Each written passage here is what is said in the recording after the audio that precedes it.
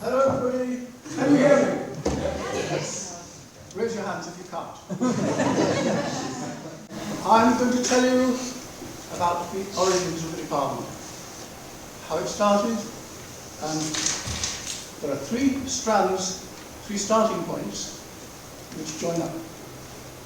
Let me see if I can make this machine work. Here we are. I'm talking about the three strands.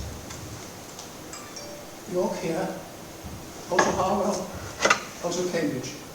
But I'll do them one at a time first, and then we'll join up together. Yes, it works. This is the Robbins report. And by the way, when I say York, I mean the University of York. The city of York is way, way back. The University of York is important here. And the Robbins report of 1963 was the one that got things started, not only for York, but for a whole number of other universities at the same time, more or less the same time. But the York is the one to feature. York was planned, and we had buildings, an initial set of subjects, but the founding fathers, or the visionary founders of the university, didn't know anything about computers. So there's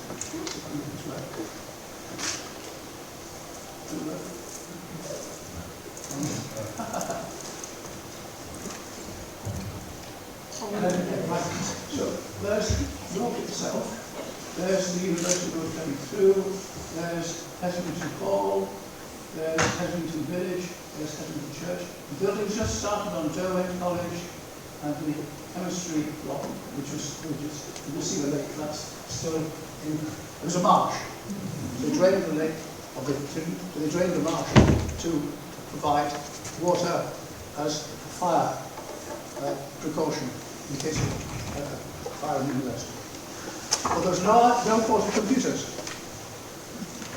Computers had already been invented at Manchester and Cambridge universities, but they were usually used in commerce and industry, not in education.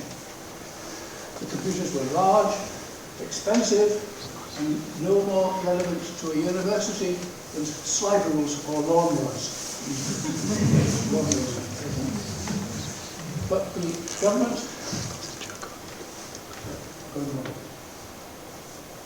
that was it. The government and industrial research institutions had found computers useful, and this Flowers report advised that all universities should have computers and provided the central funding for them and instructions about what they were to be used throughout the university for its research and its administration, but significantly it didn't mention teaching. The Flowers report brought computers for research, but didn't say anything about what should be taught about computers, how to use computers, not how to understand them. So the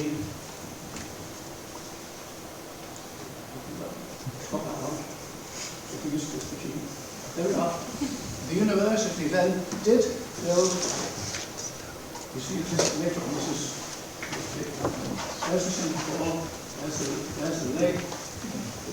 That building, that little block there, that was the original computation department, as it was called then. There was a block for officers, and there was a block for computers.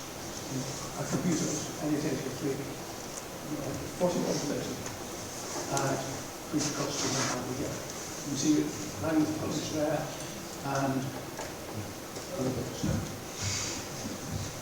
So, they had started with a computer and people to drive it, and David Bennett-Hall, who had hoped to be here but was the director.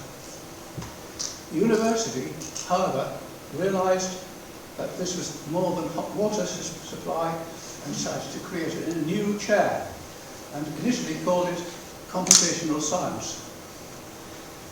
And John Wilmot described that as doing difficult sums. Unwittingly, it opened the door for a new subject, computer science. It wasn't the first in the country but it was one of the early ones. That was the first strand of the story that I want to tell you. There are other bits which I'm going to mention, particularly the Cambridge connection, and then Harwell, and then back to York again. Because at that time, the university advertised for this new chair, and I was working at Harwell, having previously been at Cambridge, where I did my PhD in theoretical physics. Now, it was at Cambridge that I first met computers. The designer and creator was Maurice Wilkes. He was my maths supervisor. The EDSAC, I claim, as the first usable modern computer. There are arguments about how you define computer and how you define usability, but nevertheless, EDSAC was important. It was there at Cambridge, and I learned to use it. Particularly in Cambridge, they developed the first course teaching about computing, and that was the diploma in numerical analysis and automatic computing. I sat in on the course, but I didn't take the exam. As a research student, I was allowed to sit in on any courses that I wanted that had room for me. David Bennett Hall did sit the course, did take the exam. But I had no qualifications, no formal qualifications in the subject that I taught.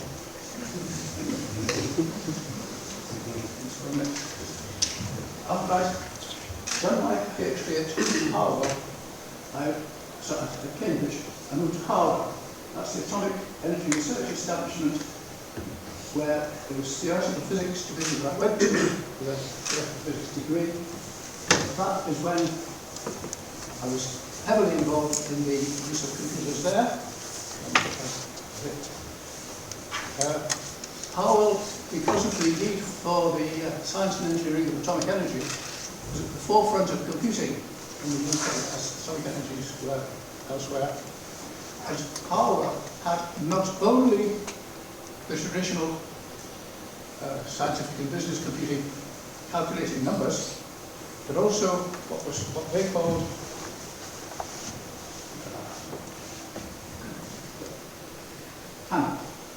computer-aided measurement and control, where you have a computer connected directly to a piece of equipment which it can control and it can collect the data from as well as monitor it.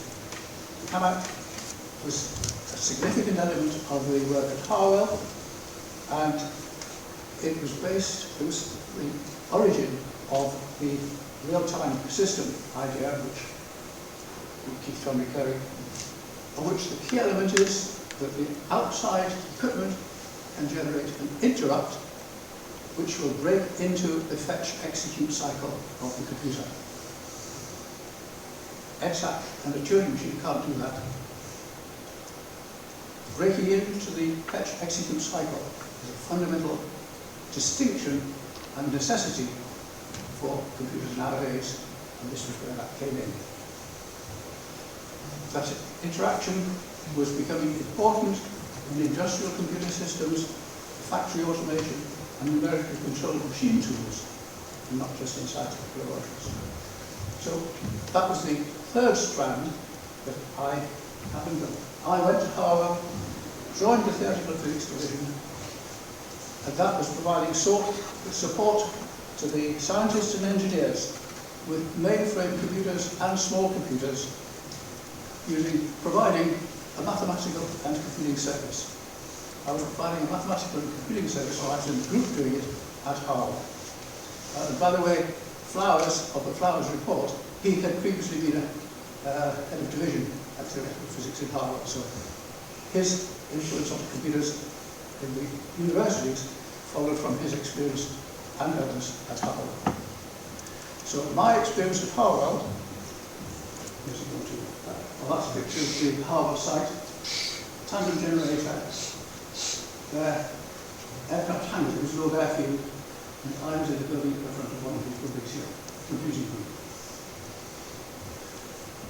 So, at about 1970, I and several others at Harvard worked on a large defence project using computers that was getting into serious trouble, and the contractors didn't know how to do it. So I and others at Harvard were put into working on that project. It was called Linesman. That's right. We did programming languages for Harvard people. At that time, Fortran.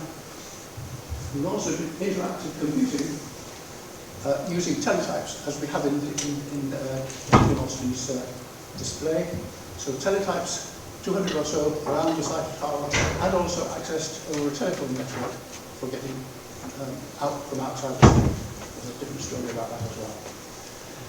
But in Linesman, that one there,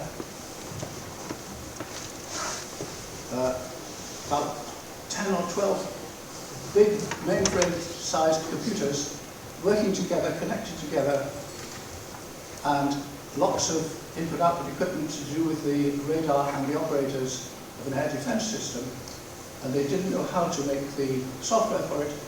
I and the hardware people went and sorted it out. But it was that experience that revealed to me the inadequacy of the programming skills and training that then current practice had produced. And I resolved to improve that situation. I knew that it would be necessary to teach about computers and software engineering to the next generation, and thus avoid a radio software crisis. We heard the phrase a lot then, but we don't hear it anymore. The recognition that users could have this potential and the current inadequacy of the teaching was the vision that Harwell had given me to bring to York. So I applied for the chair here, and that was a fortunate coincidence because I had the motivation and the university made the opportunity. We came together. So then, let's see next one.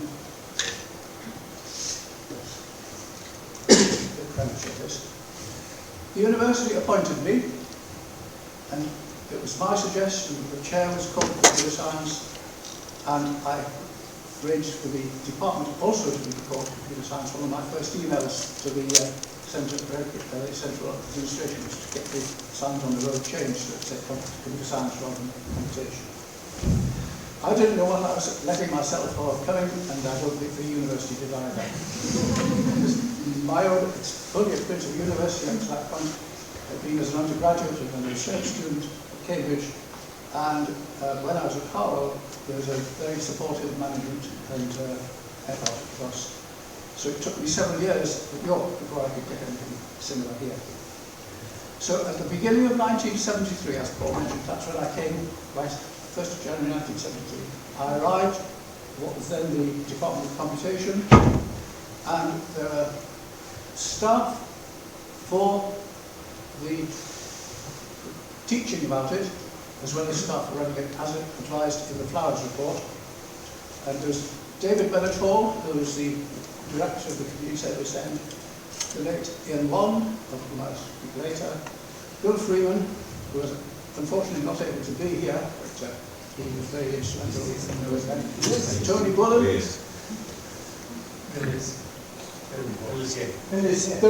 beg your pardon, I did know, I corrected my notes.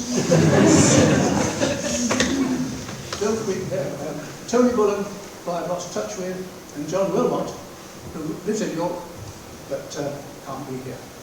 As well as the office staff, and I particularly welcome Helen and Val Fly, Atkinson, and the staff providing the computing service. So that's a separate story, and I'm not going to get diverted. But I'm delighted to see Helen and all their children here today. David Bennett Hall did have the diploma in numeric analysis, so he was the only one who was formally qualified to teach. Ian and John Wilmot both had PhDs, but they were in different subjects. So, also I mentioned Bill Freeman has written comprehensively about the early years of the department, and there's a link to his work on the website. I recognised a significant gap in our technical coverage when I came, and I appointed the late Colin Tully, who died in 2007, to add to our experience. He brought in the ideas of databases and the commercial side of computing to our existing abilities in numerical analysis and programming.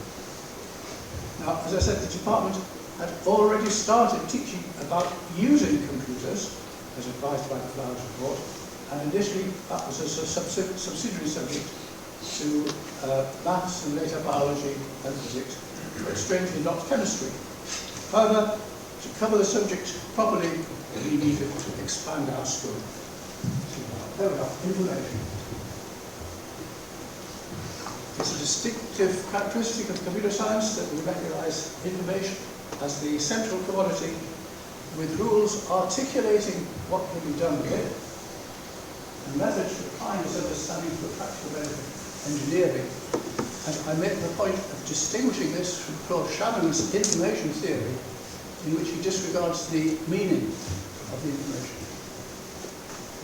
Computing information may have meaning, not in information theory.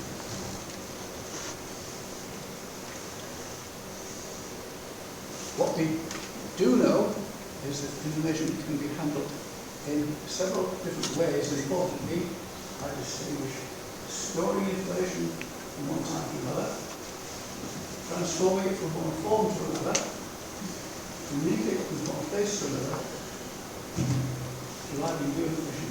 It doesn't have to be conserved. In physics, we have things that are conserved, not in computers. Interpret information. Use your meaning very strongly. Process has to use it fairly strongly. Transforming has to use the meaning to some way, but storing and communicating can be done without regard to the meaning.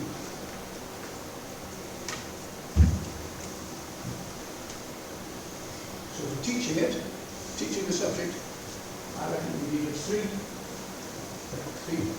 fronts to attack: about the theory, particularly the mathematics of logic and control algebras, and for the hardware, digital electronics, communicating stored media, and also particularly the software, programming, but not just traditional programming as had been taught. We've got to recognise resource constraints and scale and complexity, and that's what I call software engineering. Notice that we lost numerical analysis on the way. It started off as a fringe subject of mathematics, became the core, computer started, and then become a fringe subject of computer science. Sad. Now, we had the people needed to flesh out a full degree curriculum. So we could bring together the computer science and software and start on the teaching. And the details written by Bill Freeman of the natural history of the department that tells how everyone, Bill Freeman and Colin Tully, constructed a complete set of modules that we introduced over the next few years. We began with a half subject computer science equal with maths, and then offered a whole subject with combinations of other subjects. And we gradually built up our scholarship, teaching bachelor's, master's and doctor's degrees. The university originally called them Bachelor of Philosophy, Master of Philosophy, Doctor of Philosophy, but was out of kilter with the rest of the world, so the degree titles did get changed. And for many courses we did have an optional year in working in the industry. So we had a whole range of bachelor's degrees. Notice the range of titles for many varieties of specialisation. Optional year in industry. Some bachelor engineering, bachelor of science primary, then bachelor engineering and some options both. And master's degrees showing another wide range of specialisations that we offered. And doctorates, so less the specialisation, every thesis is its own specialisation. There's a list of those, but that's not the slide. We did get more buildings, and this is a picture, the only picture I've got of the rest of the time. This was called D block, it's now the career service. So we've got the first two where the computation department, C block, where Tech System 10, new computer was put in, this was the D block, and then we moved to the E block, other side of the library, on from there. So, during this period, we were gradually getting more students, the buildings and staff. And that picture is in block. I jumped ahead a bit on the slides because I wanted to say that in that period, around about in the 1980s, there was an explosion in the introduction of information technology, particularly 1982. Described by the government as information technology year. That was when technology, followed by the ALVI program, 1983 to 87, in which the department did a growth, and the introduction of something else.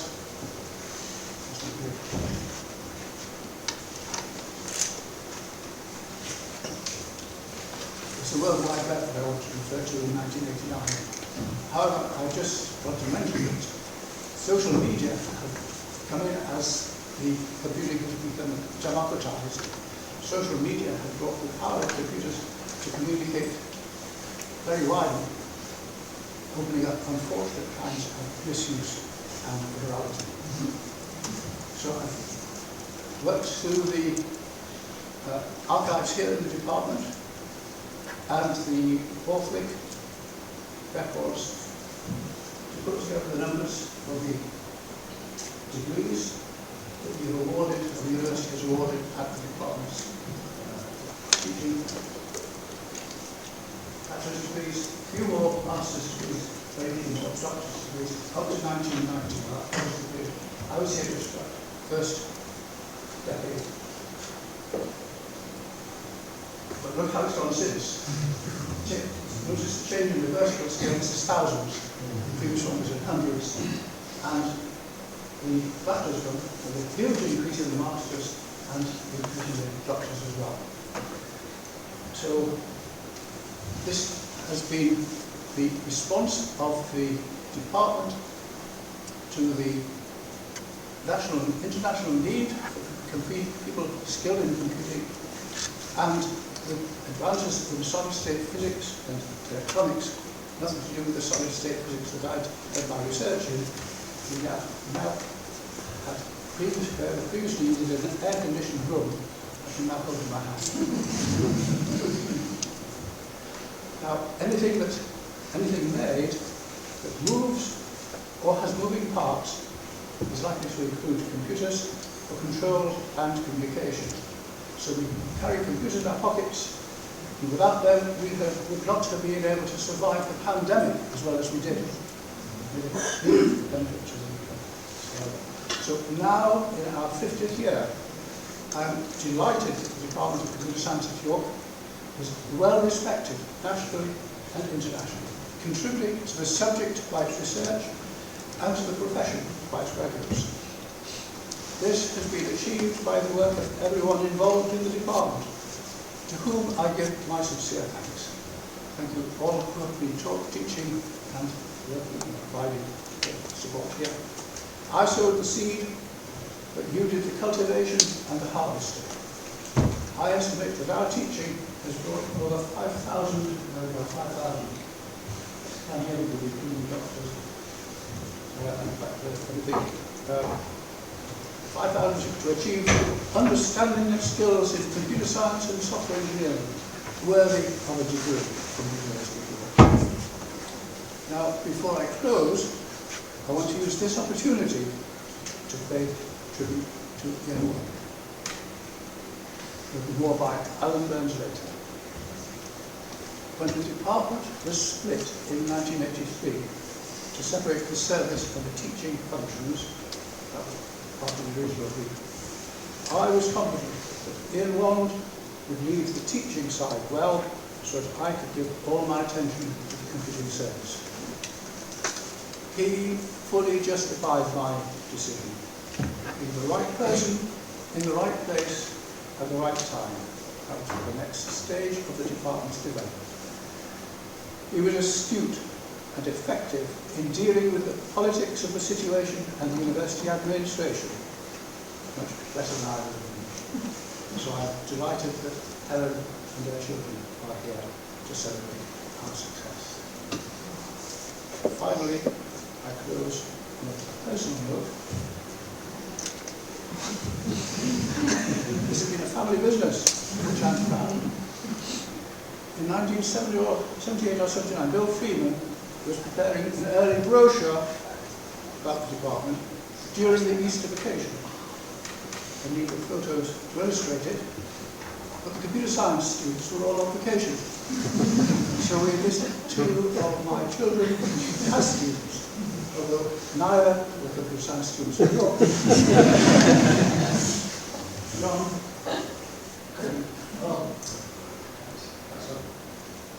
John was still at school in York, but he's now sitting at the front. Elizabeth, his sister, my older daughter, she's just been seeing her son graduating at the University of Durham. Liz at that time was an undergraduate at Newnham College in Cambridge. So I finally recall that everything I did, behind everything, is my wife, Margaret, who died last year. I couldn't have managed without her. I miss her, and in 10 days' time, I will go with my family to scatter her ashes in Wales. I wish she were here to share this celebration. Long may the computer science and the university continue and thrive. Thank you.